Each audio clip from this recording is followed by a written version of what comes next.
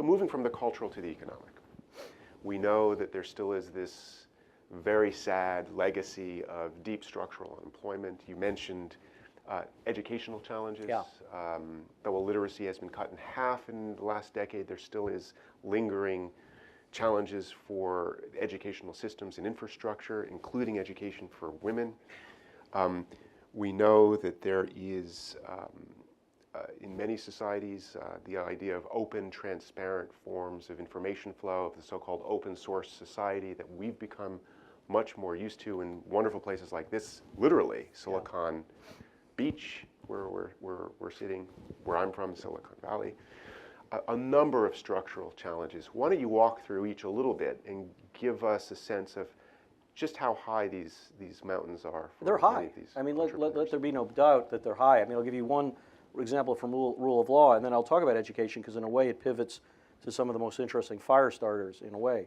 But e-commerce is an enormous opportunity, I believe, in the Arab world. I mean, people forget, people will argue that the Arab world is not really a market. Well, it's closer to being a market than, say, Brazil is to the rest of Latin America, I would argue, overall. I mean, at least if nothing else, there's a shared language. 350 million plus people, per capita income, larger than India and China. And, you know, buyers, shoppers, right? And some wealth, obviously desperate, but it's there. And to put in perspective, e-commerce is probably $1 billion to $1.5 billion a year business now, right now. And regular movement of goods in the region is probably about 450 million, okay? There's a huge gap to be filled and opportunity that we'd see there. But every country has its own regulations, its own people checking your bags and whatever you're shipping at any given time, fees and so on. So imagine if Jeff Bezos tried to build Amazon with 50 states, with 50 regulatory bodies, much of the time you wouldn't know where it is.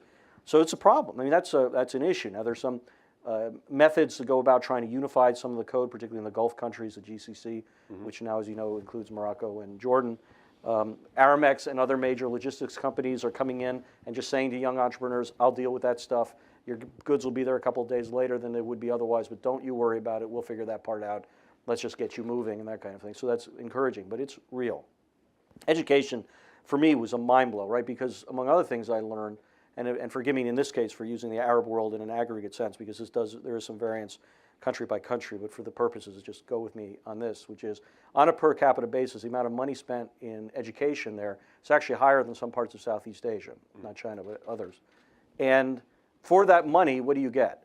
The illiteracy rate that you just talked about before, average public school classroom sizes of 70 kids, breathtaking rote learning to being taught to a test, and most of the rote learning is about history and skills that have nothing to do with the 21st century. So, I mean, this is a very big problem. I can illustrate it in dollars to give you a sense of it, which I think tells you a lot in this anecdote, which is that in, I think it's Cairo alone, the ancillary tutoring industry offline is somewhere between $2 and $3 billion a year. So what does that tell you? It tells you education's not good, and it tells you that the rich are taking care of themselves.